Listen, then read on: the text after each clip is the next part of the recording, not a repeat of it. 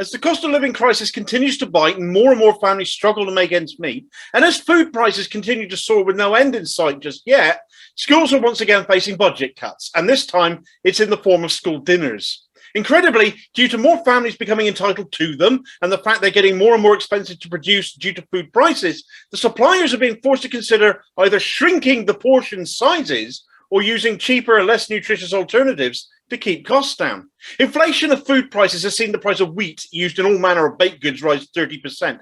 Even basics like cooking oil have doubled in price over the last year. The only other alternative is that the suppliers start charging schools even more to supply them, eating into their already stretched budgets, and may in fact simply not prove possible if the government don't increase funding to cope.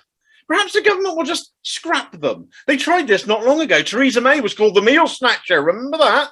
For considering that plan. But for many kids, the only hot meal they get each day is that one.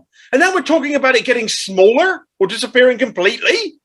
Teachers have been reporting for years now how kids are coming into school hungry. Many have been helping out of their own pockets, keeping fruit or whatever in the classroom so that there's something there. Now, you might consider this to be a bit of a safeguarding issue, but when the safeguarding minister is Rachel McLean and her answer to everything is get another job or find a better paid one, you don't exactly have much faith in her having a handle on this. The school's minister is Nadeem Zahawi, often the go-to bullshitter for the Tories of a Sunday morning.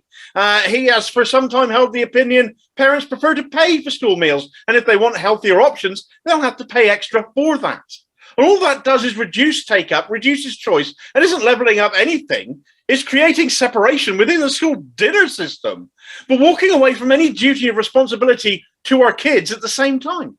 Remember how insane they were over children being kept home over the pandemic for fear of impacts on education. It's not half as big an impact as hunger is. This needs fixing. Kids have suffered enough abuse at the hands of the Tories now, as have we all. But this is a bridge too far now, surely.